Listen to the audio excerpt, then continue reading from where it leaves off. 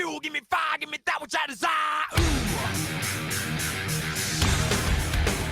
Fuel, the podcast for fixing underperformance and evolving leadership within the automotive industry. Fuel is bringing you the latest in proven strategies and techniques that can take your service department to the next level. Hey, welcome back to another episode of Fuel Podcast. I've got Mr. Bobby J with me here today. How you doing, brother? I am doing good, Alex. Glad to be on your podcast.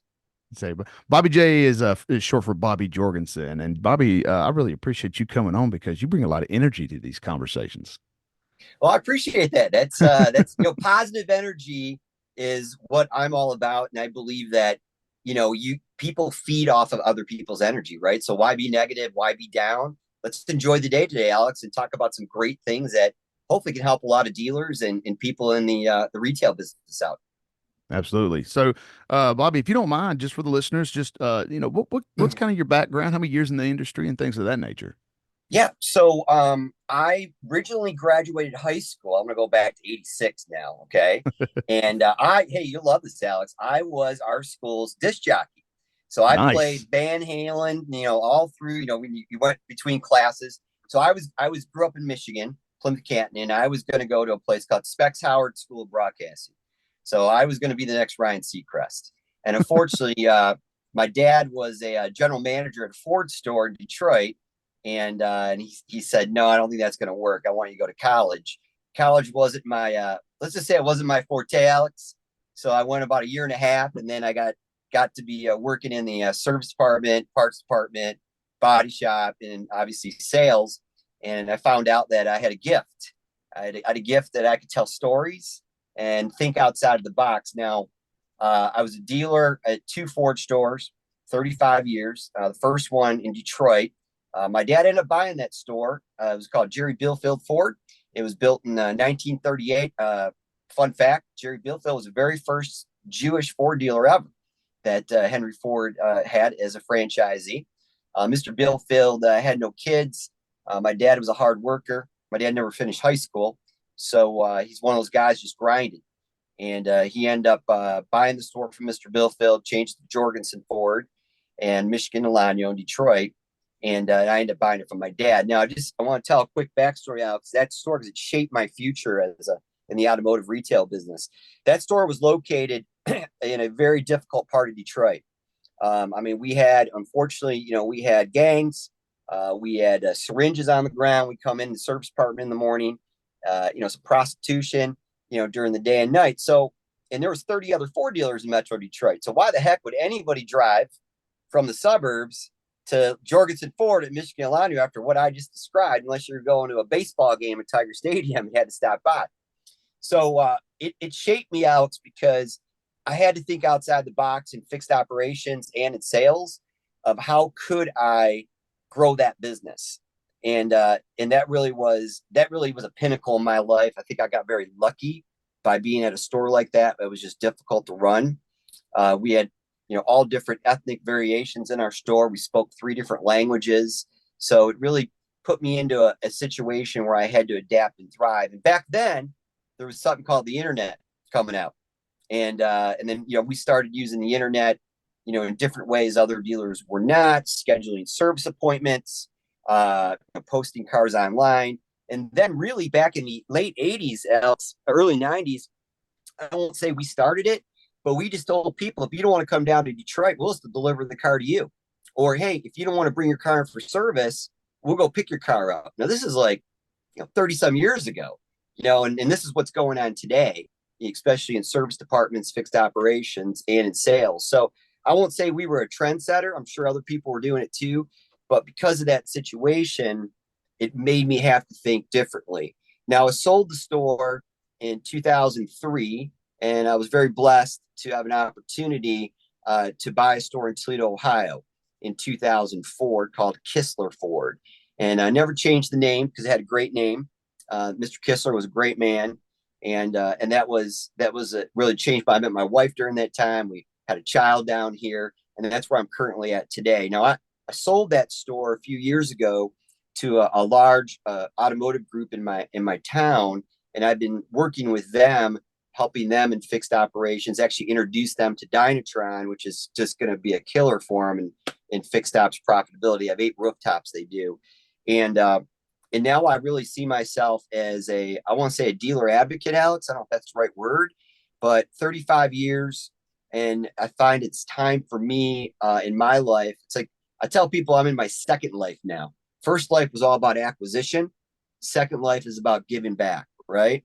And now I want to give back not only to my family and my friends and mentoring young people, but also to dealers. And I have the time now to understand what products and services are out there, what new ways dealers can think about improving the profitability and the experience for their employees and their consumers. And that's something that, I want to share. And hopefully we can talk a little bit about that today. Well, yeah, I would say if you were willing to help me or mentor me thinking outside the box, seeing that where you started at and in the area you started in, I mean, you definitely had to think outside the box. I mean, you said you spoke 3 different languages at the dealership at that time? Yeah, we had 3 different languages. Dearborn, Michigan, if you don't know, is one of the most concentrated Lebanese areas in the country. Not the most populated, it'd be California, but the most concentrated. So, and we were right on the border of Dearborn and Detroit. So I went out, think outside the box, right, Alex? I went out, I hired 2 young Lebanese guys that spoke Arabic. And what we did was I want to say we cornered the market on the Arabic market because, knowing that they could speak Arabic, a lot of the people in Dearborn spoke Arabic. We just said, heck, let's try to get inside that community, give back to that community, and have people that could actually relate to that community. And then what we did is in Southwest Detroit, it's a very heavy Hispanic area, Alex. Mm-hmm. So we had half of our store spoke obviously Spanish, right? So, you'd be walking in the showroom or service department and you're hearing a little bit of Arabic, you're hearing a little bit of Spanish, and you're hearing a little bit of English. So what am I at the airport? What's going on here? Yeah, it's a little different. But what I found out was that if I as a dealer could truly and honestly and empathetically align with the communities that were around me, the ethnic communities. So, the Lebanese community in Dearborn, the Spanish community in Southwest Detroit, and really the Black community in downtown Detroit, right, which are very heavily Christian churches. So we believed if we brought team members on that could work in those communities to help those communities grow, we would be doing something different than nobody else was doing from a marketing standpoint for sales and for service. And, it worked. It really worked. And we didn't do it to it's going to sound weird, Alex. I learned a long time ago it's going to be strange, from a Swami that I met from Mumbai, India. Okay. He's passed on now, but he's an amazing guy. Swami Parthanasi taught me a lot. And he said to me, Bobby J, he said, the problem with you and Americans, you're always chasing something. I said, what do you mean, Swami? He goes, you're chasing money, you're chasing fame, you're chasing a girl, whatever it is, you're chasing. He goes, stop chasing, because when you stop chasing it, what's going to happen one day is it's going to tap you on the shoulder and it's going to be there. You're going to get what you wanted. But the problem is, Alex, when people chase things and they don't get it, well, they get disappointed or they start doing things the wrong way to try to achieve it. So, we took that attitude into our stores. In fact, funny note here, when I came back from meeting Swami, I decided to empower all of my employees, my team members. And what I told them was, I'm going to give you all a superpower today, Alex. And it was a band. It was a blue band that they could wear, they wear around the wrist. Yeah. And it simply said, it had 4 letters on it, all in capitals, right? It said WWBD, which stood for what would Bobby do? And what I said is, and this was a superpower. I said, you can do anything I would do as the owner of this dealership. Okay. Oh, short wow. of giving away a car. Okay. Or a free transmission. Okay. We can't do those things, but I want to empower you to not have to go to me or not have to go to the manager. Because when a customer gets to me, I'm going to do whatever they want anyways. Right. Yeah. Why should I always be the hero? I found by giving your team members that kind of power, right, that they didn't even use it. Really, we had an account, WWBD account, like we gave away stuff, free service, whatever it would be on the financial statement. And, Yep. first few months I was really scared. I'm like, oh my God, this is gonna be horrible. I hope it's not like $10,000, and nothing. I mean, maybe a oil change here or there. But what I found is just because they knew they had the ability didn't mean they were going to use it. And here's a side note, customers would always ask, because then we went to t-shirts. It was like a radio station, WWBD, right? And customers would be like, what the heck does that stand for? And the team member would say, well, Alex, that stands for, what would Bobby do? He's our owner, Bobby Jorgensen. And he gave me this, and it's a superpower. It empowers me to do whatever it's going to take to make sure your experience here in sales or service is an incredible one. And you walk away saying, wow, I never knew I even wanted that. We gave the consumer something they didn't even know they wanted, and they enjoyed it. And then what we found, Alex, is the consumers, we would have consumers say, I had a guy told me once, man, Bobby J, I wish I knew something about the automobile dealership business, because I'd work for you. Because my boss, he don't let me do anything. I got to check everything with him, and he's all over me. So my point is, again, it wasn't like we're breaking, we're rewriting something here. All we did was trust and empower the people around us to create amazing experiences, not only for the teammates that they work with, but also for the consumers. And when you can do something like that, it really is magical. Oh, well, yeah. I mean, you just set an environment for people to adapt and be innovative, with their customers, and be able to communicate with them. I used to, we hear it all the time. It's like, he who yells the loudest gets a discount. It's kind of a Yeah. joke we always made in the lane. And I kind of, when I talk to my customers and I talk to people about, why do you just throw money at a problem? Yeah, it's the easiest course of action, but that kind of starts to set a tone. They start to understand, if I just start complaining enough, they're just going to throw money at it. So we started asking people, like, think outside the box. If money's off the table, what else is there? Is there anything else outside of the box that we can talk to the customer? Free detail, something of that nature, discount on their next service when they come back in there. Here's a $50 gift card to your restaurant of your choice, or something of that nature. In the aspect of just give them a discount in that manner. So I think you're breeding a culture in that aspect of innovation, and being able to adapt, like on the fly, like right there in the moment. And then people would come up with pretty amazing stuff when you empower them the way you have. So that's awesome. So I want to go back real quick, because I'm very intrigued in where you started with this dealership. As you started to see these impacts of these changes you were making, and you were really working with the communities, you kept saying community, community all the time about what you're doing.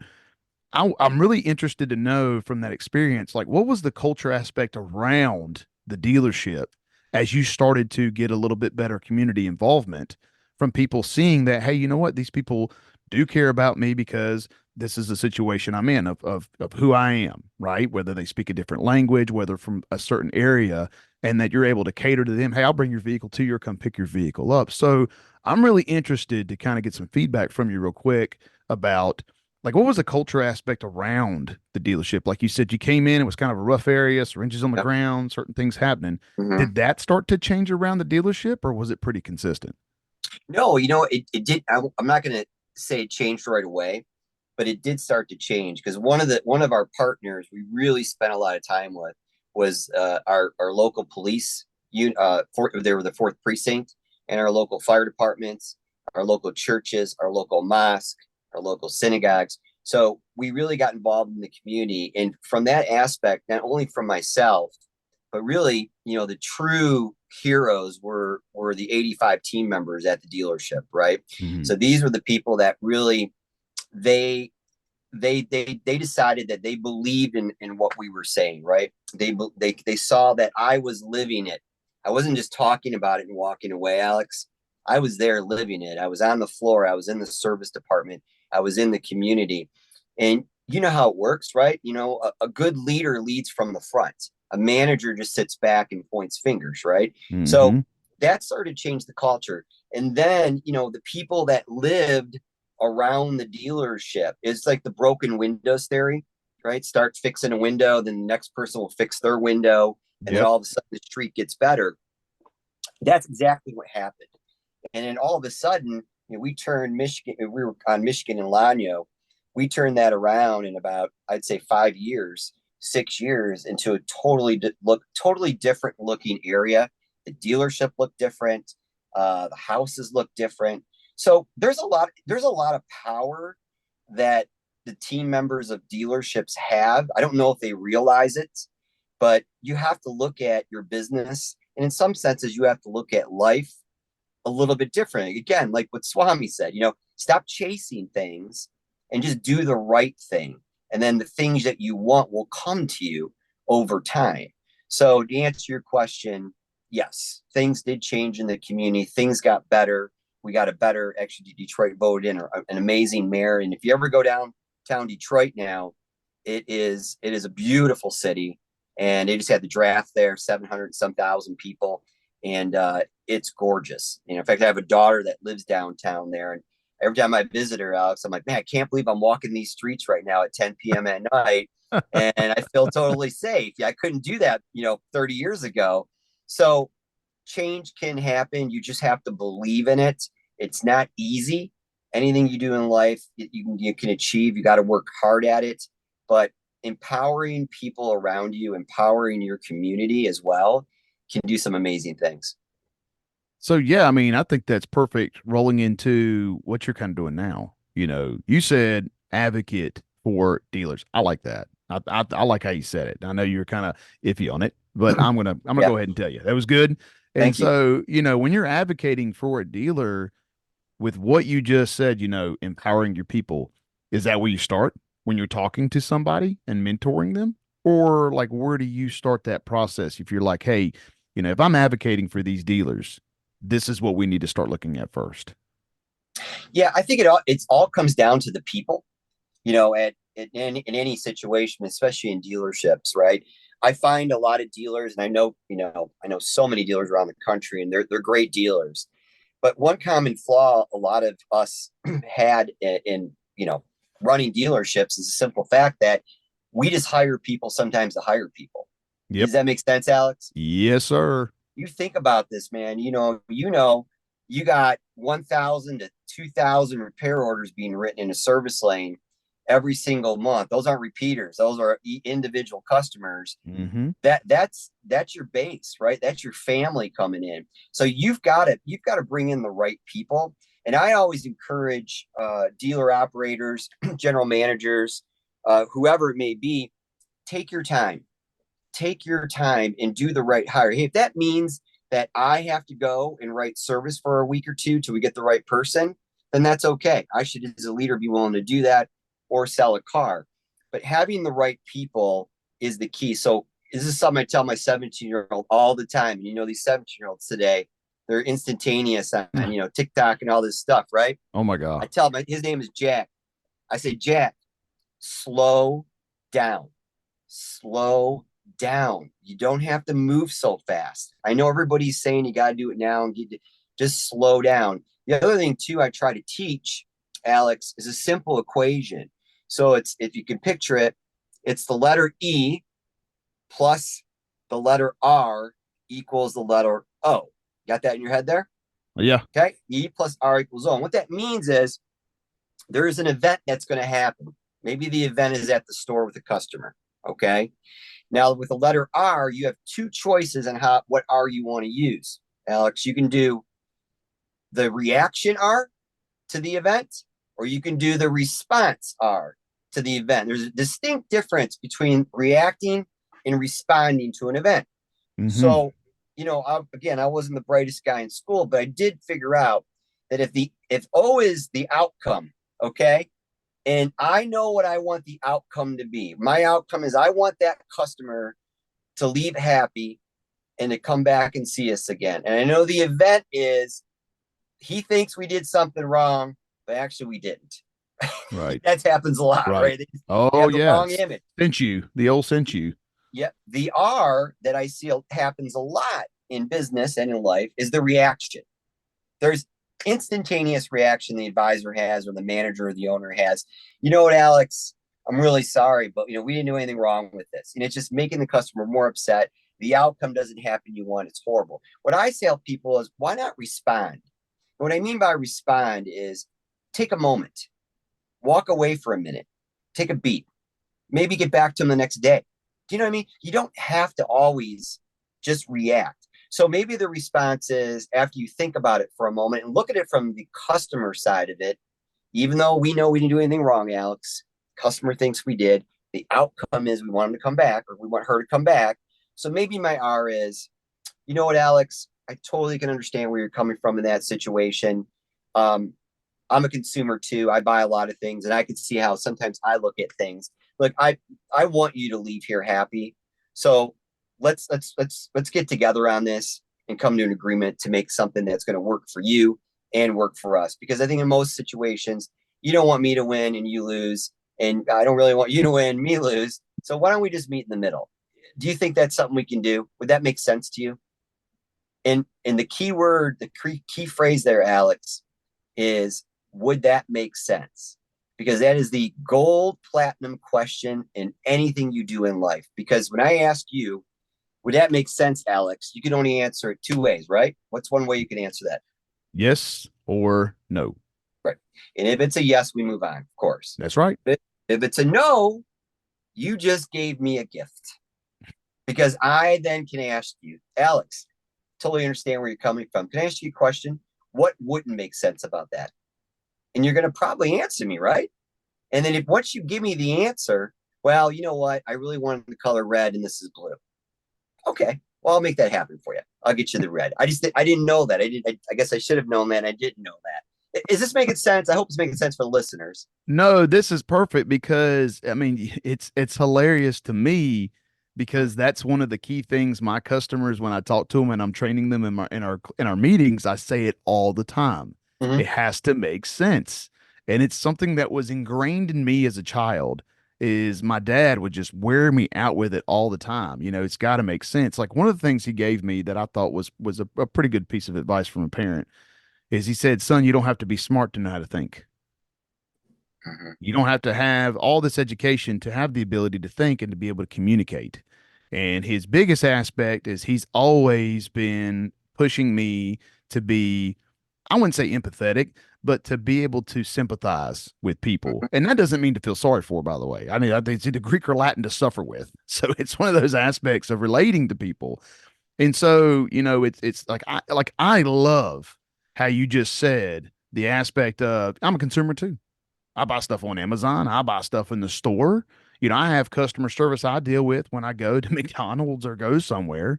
And so I can relate. I can relate from a consumer standpoint, and I can understand where you're coming from. So would you say that having good technicians, you know, turning out good work and all that kind of stuff, I mean, yeah, those are essentials. But would you say that the customer experience is at the top of the list for what these dealers need to really be focusing on? Okay, I might shock you. It's not at the top. It's not at the top. It's number two. I'll tell you what Number number two. one. Number one is the employee experience. That's where you Gotcha. have to start. You have to give your team the experience, and then that will fall right into the consumer experience. You know, Alex, I want to share with you something that was really unique. I do a lot of meditation in the morning, you know, and I get a lot of ideas that come to me. Most of them are pretty wackadoodle, my wife says, but some of them work sometimes, right? So, you know, I came in one day and I got all the technicians together, and I asked them. I said, they're men and women. So I said, ladies and gentlemen, I said, I got a question. I was meditating this morning, and I had this question keep coming up. I was wondering, when you go out somewhere with your friends or somewhere, and somebody asks you, Alex, what do you do for a living? What do you usually say? And the answer I got back was almost 100%. Well, I'm a technician, or I'm a master technician, and you know what I do? I fix cars. I fix cars for a living. That's what I do. And I said, yeah, wow, let me think about that for a minute. You are right. You are right about that. You do fix cars, but that's not really what you do, Alex. And they all got quiet, Alex. Like, okay, here comes the Bobby J wackadoodle answer. He's going to come up, or a question. And I said, I just want you to think about it for a minute. Really, let's think about the consumer brings a car in, right? It could be a mom and dad, kids. Could be a single mom. Could be a single dad. Alex, working, dealerships and fixed ops. Nobody wants to leave their car with us, right? No. Because if we have a loaner, great, but still not their car. A lot of times you don't have a loaner, but their whole life changes, correct? So Mm-hmm. now, they got to go take Susie or Johnny to soccer. Now they're down a car, or the car they have isn't big enough. And then that equates into now maybe mom and dad are a little bit frustrated, and then they get angry with each other, and the kids may hear that. I know I'm getting deep here, but it affects a lot of somebody's life that's in places we don't even know. Now, when I said to them, what do you do for a living? They said, we fix cars. So I want you to think about it this way. I want you to think about it this way. What you do for a living is you give people back their lives.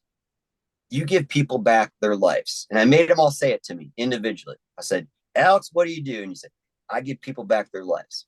And I walked through that shop, Alex, for about a month. And I would just, walk, hey, what's going on? John, hey, what do you do for a living? Hey, Bobby, I give people back their lives with a big old smile. Now, it may sound corny to some people listening, but I'm telling you, try it, because not only did the technicians keep doing great job. I hired them. They're great technicians, but they did it now with a passion. They did it now with a purpose. Yeah, fix it right the first time. I get it done, all that jazz. Every dealership does that, or at least they strive to do that. Yeah. But what about a technician that literally thinks that they help people get their lives back, that they help out the family? That's powerful, Alex. And then we took that same concept and we had a meeting next month with the service advisors. We told them the same thing. And then this was the shocker. Customer said to me, I saw him out at a restaurant. He says, Bobby J, I got to tell you, I had my car in for service a couple weeks ago. And as a dealer, you always cringe for a minute, right? Like, oh, God. Oh, no. Oil on the steering wheel again. Oh, darn it. And he says, Yeah. he puts his arm on my shoulder. He's an older guy. And he says, Bobby J, I got to tell you, I was talking to your service advisor, Bill Zuccarello. Bill's a great guy. And he told me that his new role at your dealership is he helps people get their lives back. And when he told it to me, I didn't know what to think. And then he explained to me what it meant. And he goes, man, if you tell that to 10 people, I guarantee you 2 are going to think you're nutty. But 8, they're going to leave going, dang, I ain't taking my car anywhere else, because nobody's ever told me that.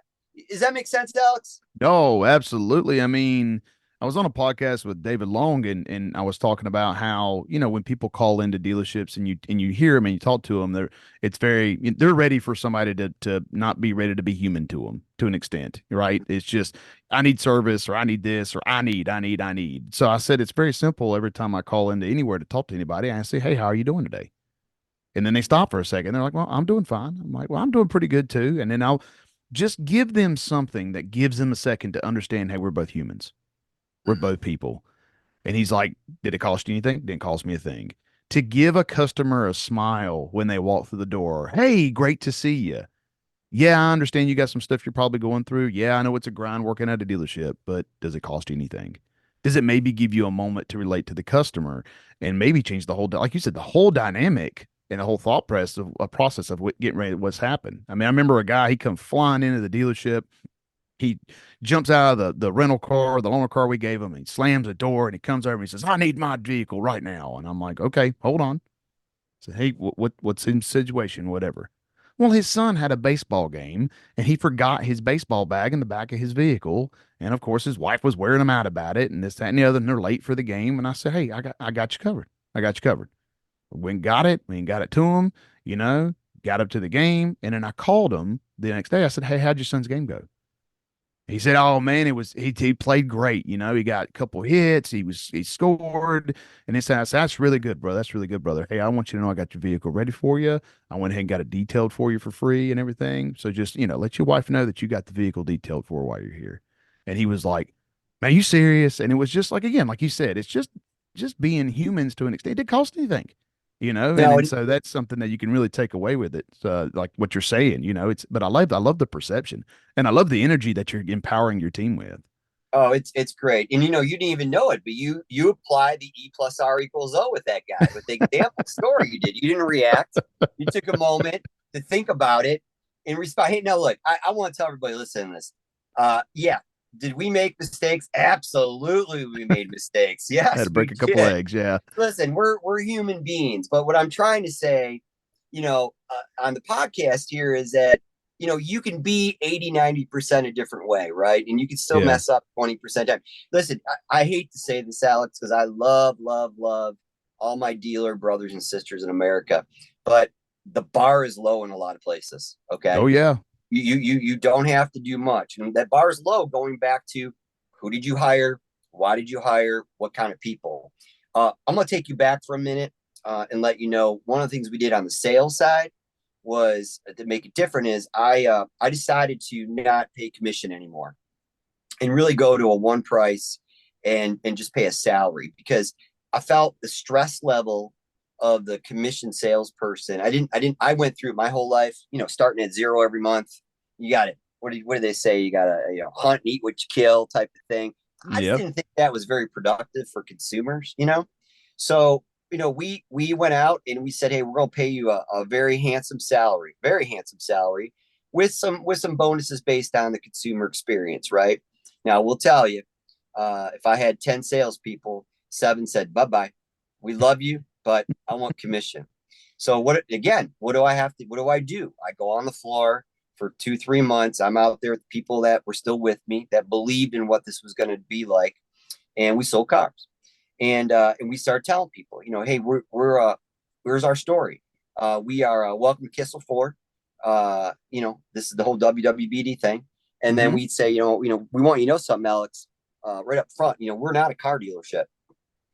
They look at us crazy. Like, what do you mean you're not a car dealership?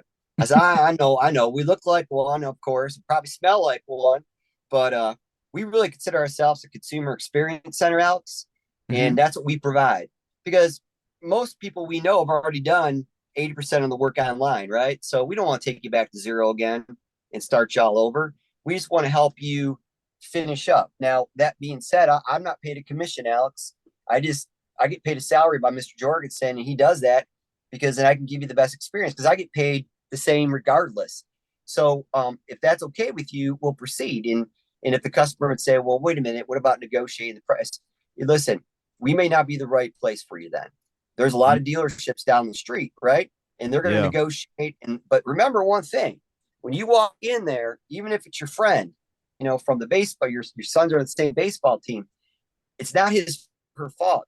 He's paid commission, which means his whole goal is to make a bigger commission, which means the price of the vehicle or finance products or whatever trade in, it's got to be more for the dealer because the dealer keeps their part and they pay a portion to the salesperson. Your whole goal, Alex, is to try to save as much money as you can, right? Yeah, get the best deal I can. Get the best deal you can. So you're automatically what? You're at odds. Yep. The minute you walk in there, right? So if that's what you want to experience, Alex, there's no problem. In fact, you can go down there. Here's my card. Call me. If you want some help, maybe say, well, I got to use the restroom. We'll get away from the sales guy for a minute. Give us a call. We'll walk you through it. And then I don't know if you remember, you look pretty young, but you remember the show Columbo? Oh, yeah. With Robert Blake? Oh, yeah. I think, no, it was Brett. I'm sorry, it was Brett. Yeah. And remember Columbo, when he had somebody he was trying to catch, he had that cigar in his mouth and he'd be talking to you and he'd say, okay. And he'd turn around, he'd start walking away from you. And that guy or that woman, oh, we got away with it. Yeah. And then he'd say, I got one more question for you. The turn, he'd come back, right? Well, we called it the Columbo. So you would walk in, we'd tell you this, and you still want to go shop. And then you'd see the husband and wife get to the door. They'd walk right outside that door and they'd stop like Columbo. And they would turn around, they walk right back in, and they're like, oh, heck, Bobby, we don't want to go through all that with this. We'll just buy a car from you. We'll get the car from you. Or they went down to the other dealership, and guess what happened to them? They got a totally different experience. Yep. Totally different. And they did what customers do a lot. They lie. I got to go. Oh, my God. I just remembered my son's got to take the SAT in 2 minutes. You didn't think about that. And then they came back to us. Or the third thing that happened, Alex, is they did go to the other store. They did find a car, different brand they liked, and they did buy it there. Yeah. But you know what they did? They brought it back to us for service, and Yeah. they gave us referrals. We thought we could never lose with that situation. And you know what? It turned out to be an amazing situation. It increased the value. And in fact, we got in the fixed operations because of how we worked. We literally got to 110% service absorption, and you know what that Oh, means, wow. right? Oh, yeah. Now, and that's not, look, I was a dealer. That's no funny business, like moving money around to make it look better. That was true, fixed expense, back page, covering everything. Plus, so that made my concept of the consumer experience, one price, no commission, even easier, right? Because there was no pressure. Anything we sold was just plus. So I know it's a long story. I hope I didn't bore everybody with it, but No, it was a big deal for us. And this is what I'm doing. I'm sharing 35 years of things that really worked. But if you would have, when those salespeople walked out on me, not all at one time, over a period of a month, but I went to the salary deal, I could easily switch back. You're right. It would have been Yeah. easy. Oh, absolutely. Yeah. I could 100% see that. But you know what? I thought, thinking back to my days, I did this in Toledo, thinking back to my days in Detroit and what I started in, I'm like, let's go for it. Let's go for it. I think we can do this. And I'm going to say it again.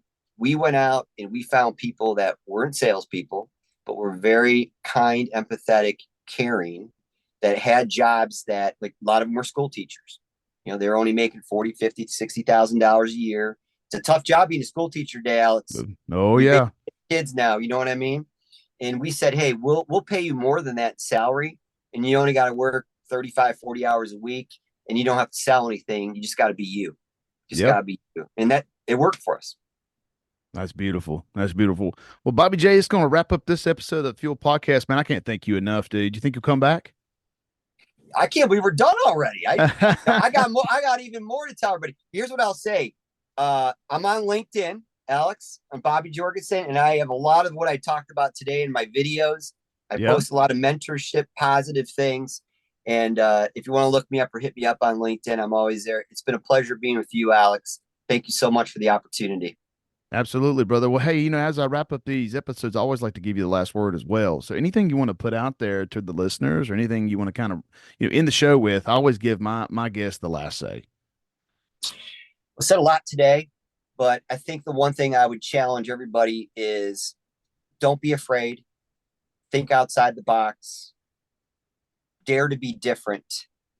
Be empathetic. And most importantly, choose love over fear.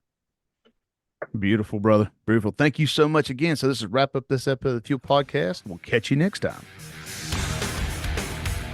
Thank you for joining another episode of the Fuel Podcast. Always be sure to like, follow, or subscribe to be notified when new episodes are being dropped. And click the link below to review any of the show notes for additional information. Or you can email the Fuel Podcast with the link, as we encourage any feedback or any questions or comments from our listeners. Until next time, I'm your host, Alex Keys, with the Fuel Podcast for fixing underperformance and evolving leadership.